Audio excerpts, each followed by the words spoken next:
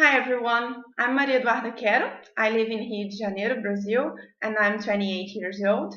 I'm an Associate Research Fellow of the Federal University of Rio de Janeiro, and we are part of the Carnival Project. I graduated in Communication with emphasis in Marketing Planning in 2008 at ESPM, and I've also have an MBA in New Business Management at FGV here in Brazil.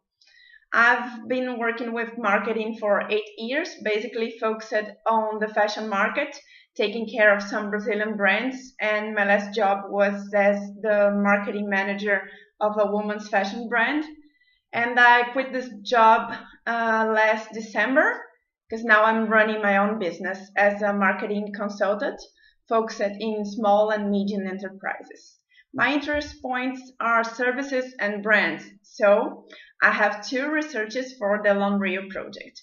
The first one will be about how big events lead retail stores, hotels, and restaurants, and also bars to improve their customer service or not.